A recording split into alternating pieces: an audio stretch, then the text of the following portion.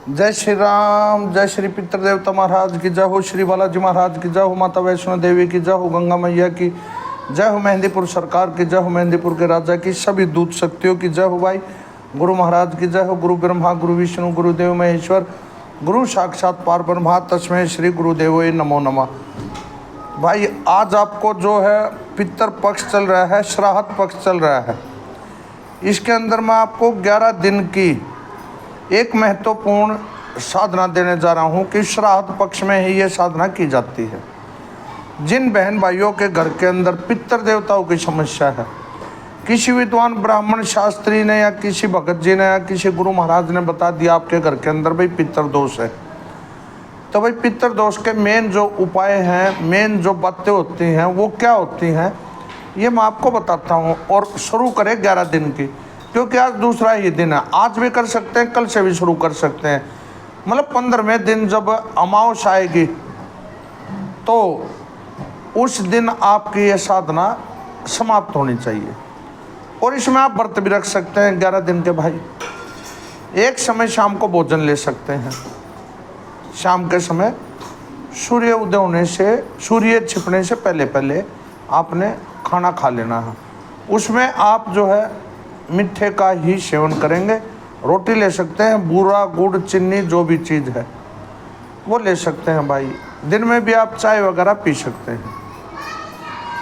पितर देवताओं की नाराज़गी, या भाई कोई भी बहन भाई अभी शायद मेरे पास वो आए भी होंगे मेहंदीपुर धाम में 15 सितंबर को हमने जो दरबार लगाया, या भाई बताते भी रहते हैं। लगभग घरों के अंदर पितरों की समस्या है, पितरों की समस्या आ रही है, पितरों की दिक्कत आ रही है, पितर दोष लग रहे हैं। तो ये जो पावन पवित्र श्राद्ध पक्ष हैं, ये हमारे पितर देवताओं के लिए होते हैं, जिसमें हमारे पितर देवता पितरलोक को छोड़ के और हमारे घर के अंदर अपना निवास स्थान ग्रहण करके और हमारा दिया हुआ भोजन ही स्वीकार करते हैं। या फिर भाई आप भक्ति लाइन की तरफ बढ़ना चाहते हैं, बालाजी महाराज की भक्ति, भैरव बाबा की भक्ति या किसी भी प्रकार की भक्ति आप करना चाहते हैं, तो सबसे पहली मेन जो जड़ है, हमने जो वृक्ष लगाना है, जो जड़ की शुरुआत करनी है, वो हमारे पितर देवताओं से शुरुआत होगी भाई। कोई भी भक्ति, कोई भी साधु महात्मा संत, गुरु महाराज, भगत जी, ज्योतिषी, पंडित, शास्त्री, जिससे भी आप पूछेंगे, सबसे पहले आपका जो साधना शुरुआत है वो आपके पितर देवताओं से होगी। जब तक आपके पितर देवता आपसे, आपके परिवार से या स्वयं में खुश नहीं होंगे, तो आप भाई बेशक से भक्ति कर लें, वो भक्ति आपकी फलीभूत नहीं होगी। उसका अंश तो कुछ प्राप्त होगा आपको, लेकिन संपूर्ण जो आनंद है, भक्ति का रस है, वो आपको प्राप्त नहीं होगा। तो उन पितर देवताओं की भक्ति करने के लिए आपको मैं 11 दिन की ये साधना बता रहा हूँ। आज से शुरू कर ले, कल से कर ले, अमावस वाले दिन आपकी समाप्त होनी चाहिए, जब आप पितरों को, आप सभी अपने पितर देवताओं को भोजन देंगे। तो भाई सबसे पहले तो बात यह है कि हमारे पितर जब हमारे से नाराज हो जाते हैं तो घर के अंदर लड़ाई झगड़ा पड़ता है। लड़ाई झगड़ा बढ़ जाएगा हमारे घर के अंदर, पैसे में बरकत नहीं आएगी। कितना भी काम कर लो, कितना भी काम कर लो, पैसे में बरकत नहीं आएगी। न पैसा आपका रुकेगा, न आपके घर में बरकत आएगी। आप देखेंगे कि आपका पैसा पानी की तरह बहाया जा रहा है और उस घर के अंदर कोई बरकत नहीं आएगी, लड़ाई झगड़ा बढ़ जाता है। हमारे बच्चे पढ़ लिख कर नौकरी के लिए आस लगाए बैठे हैं, वो बच्चे इंटरव्यू देते हैं, टेस्ट क्लियर करते हैं, फिर भी नौकरी नहीं। लगभग लाइव प्रोग्राम में जब आते हैं तो बहुत बच्चों का ये कमेंट होता है कि महाराज जी हम जो है बाबा के दरखास्त लगाओ, अर्जी लगाओ, हमारी हम नौकरी नहीं कर पा रहे हैं, गवर्नमेंट जॉब का भी बहुत ज़्यादा है। तो भाई वो बच्चे कैसे नौकरी लगेंगे जब हमारे घर के जो देवता है वो खुश नहीं होंगे। और घर के देवता कौन है? हमारे पितर देवता। तो पितर देवताओं का खुश होना बहुत ज़रूरी है। जिन बच्चों पढ़ लिख के और नौकरी के आस में बैठे, वो अपने पितरों की सेवा करें। घर में जवान बेटा बेटी बैठे हैं, शादी लायक हो गए, हम बेटी के रिश्ते के लिए कहीं जाते हैं, हर जगह ना हो जाती है हमारी, या बेटे के रिश्ते आते हैं और लेकिन हमारा रिश्ता नहीं हो पाता है, वो बच्चे हमारे की उम्र 30, 32, 27, 28 साल तक पहुंच जाती है, और बच्चों की जो है ऐसे ही समय निकलते निकलते और बच्चों की हमारी शादी नहीं हो पाती।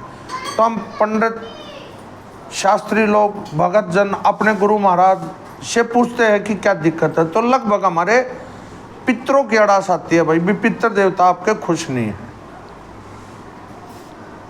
भाई हम कहीं धार्मिक जगह जाते हैं तो हमारा जाने का मन नहीं करता। हमारे गुरु महाराज बोलते हैं कि भाई मेहंदीपुर जाना है, वैष्णो देवी जाना है, गंगा जी नहाने के लिए जाता है, तो हम हाथों भर लेते हैं, लेकिन वो जब समय आता है तो हम वहाँ पर नहीं जा पाते, क्योंकि वहाँ हमारे पितर देवता हमारे को निकलने ही नहीं देते।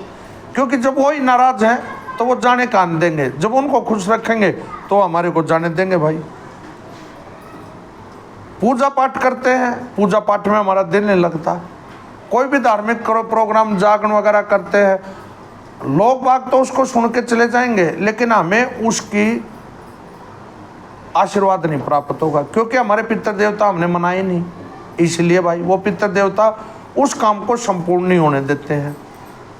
शादी हो जाती है बच्चे की, मान लो लड़के की शादी होगी, लड़के की शादी होने के बाद में बच्चा नहीं होगा, कई साल लग जाते हैं, डॉक्टरों के पास जाते हैं, डॉक्टर के पास कोई बीमारी नहीं होती।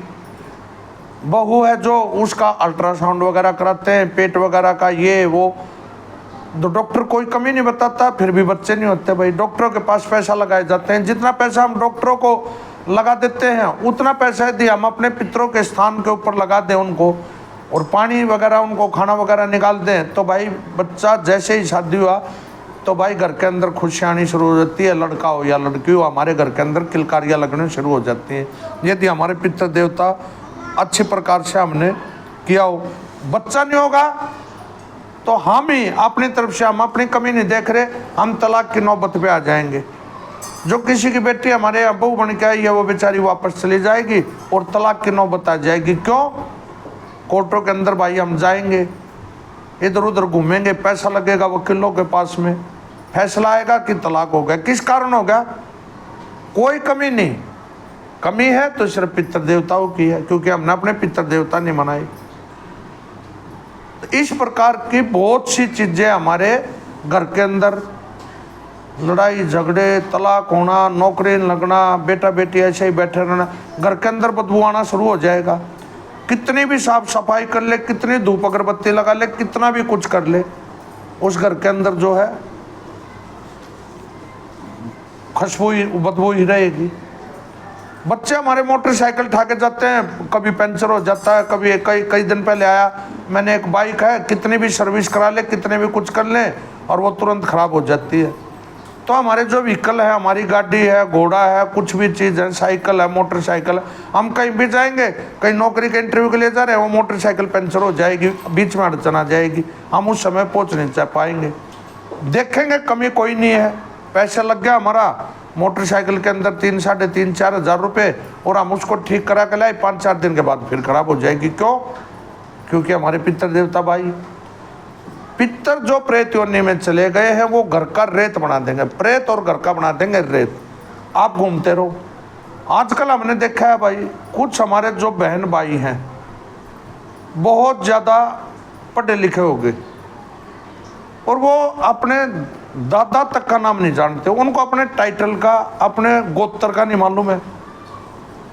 कुछ आदमी अपने आप को ब्राह्मण कहने लग जाते हैं आजकल के बच्चे, कि उनको अपनी कास्ट बताने में शर्म आती है। कॉलेज के अंदर या सर्विस में लगेंगे, बाबूजी बन जाते हैं, माँ बाप के अंदर से उनको बदबू आने जाती है, क्योंकि वो पढ़े लिखे ज़्यादा हो गए।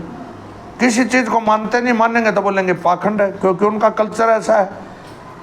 अंदरूनी हिसाब से तो वो देखते हैं कि हमारे देवी देवता हैं, लेकिन वो दिखावा कहीं वो करेंगे तो उनको शर्म आएगी, भाई वो काम, वो पितरों की सेवा नहीं करते। किसी धाम पे जाएंगे तो बोलेंगे उधर तो लाइन लगती है, इतना टाइम लगेगा, मैंने वो करना है, ये करना है, उनका मन ही नहीं करेगा। तो जब हमारे घर में ऐसी समस्या आ जाती हैं, आज जो कुछ हम जहाँ बैठे हुए हैं सभी के लिए है, आज हम जहाँ बैठे हुए हैं ये सब कुछ हमारे दादा परदादा, हमारे माता पिता जिनके हैं उनके लिए नहीं है भाई, जिनके चले गए हैं वो सब कुछ हमारे लिए छोड़ कर चले गए। सिकंदर बादशाह जब गए तो दोनों हाथ उन्होंने बाहर निकलवा दिए थे। देखो भाई, खाली हाथ आया था, मुट्ठी बीच के आया था, और मैं खाली हाथ जा रहा हूँ, इस संसार को वर्ड को दिखा दो, सिकंदर बादशाह, जिनके किसी चीज की कमी नहीं थी। दोस्त था जिन्होंने नहीं पता, पितर दोष, ऐसी मौत मरा कि ऐसे चला गया। तो उसने दिखाया भाई मैं खाली हाथ जा रहा हूँ, जो कुछ करना है वो भगवान की भक्ति और अपने पितरों का सेवा करें। हमारे बच्चे सेवा नहीं करते हैं, माता पिता हैं जिनके वो लेके जाते हैं वो पीछे हटते हैं, नहीं जाएंगे ये, फिर भाई बच्चे कहाँ से होंगे, नौकरी कहाँ से लगेगी। ये जो आजकल के बच्चे हमारे ज़्यादा पढ़े लिखे हो गए, पाखंडी खाना हो गया भाई, कुलचे हो गए, नान हो गए, पता नहीं क्या क्या गंदी फंदी चीज़ें, चाइनीज चीज़ खाते हैं। जो घर का भोजन है वो खाते नहीं है, उससे भी पितर देवता नाराज।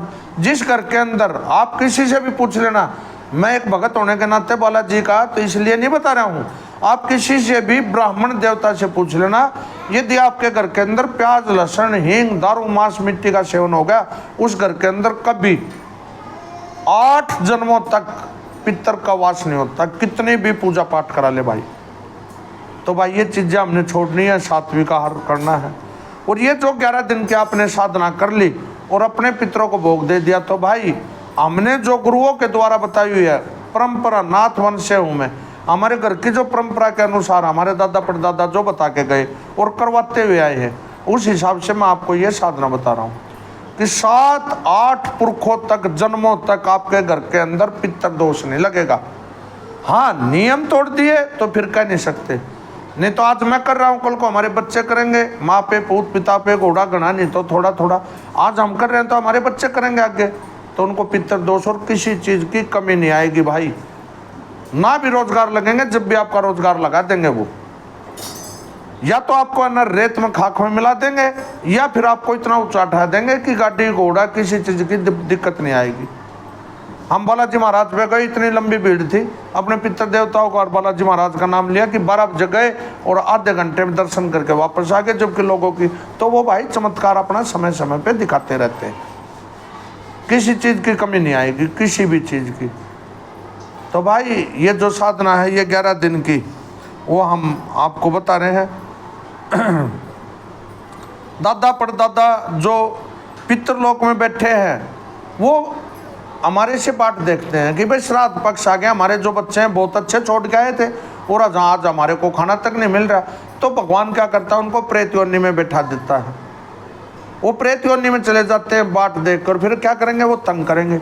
और यदि पितृलोक में गए तो ऊपर से भाई वो आपके बच्चों के ऊपर फूल डाल लेंगे, भर देंगे आपके घर को हर चीज़ से, कि हमारे कुल के अंदर यहाँ भी आपको और ऊपर भी आपको शाबाशी मिलेगी, ताकि भाई वो जो बूढ़े हमारे माँ बाप दादा दादी गए हैं पितृलोक में, पितर बने हुए हैं, वो आपसी आस पड़ोस के जो उनके साथ बैठे हुए पितर, उनको बोलेंगे देख मेरा पोता मेरी कितनी सेवा कर रहा है।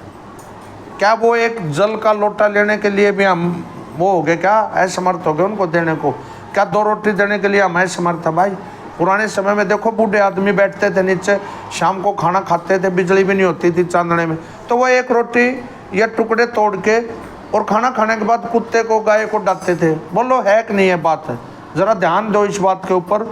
मैं जो बात बता रहा हूँ उस समय आपने ध्यान लगाना है कि हमारे दादा परदादा खासकर राजस्थान हरियाणा साइड में तो ये कल्चर था ही था, और वो कुत्ते को आवाज़ करते थे तू और कुत्ते को रोटी दे डालते थे।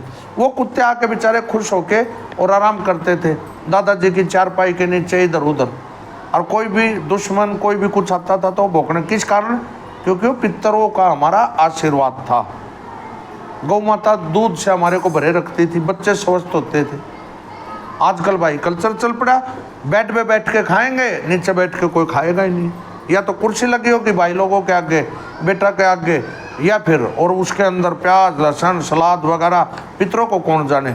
जो इतना सब कुछ छोड़ के चले गए, तो भाई उनकी भी आशा है ये श्राद्ध पक्ष आए हैं, आप इनके अंदर अपने पितर देवताओं, माता पिता, दादा दादी, परदादा या कवारे हमारे जो भाई वगैरह गए हैं जिनकी शादी नहीं हुई, कच्ची उम्र में अकाल मृत्यु मर गए, तो भाई हमारा कार्य है कि हम उनको बचाएं, या तो उनका हम पिंडदान कराएं या हम उनकी सेवा करें। फिर क्या करें, हमारे घर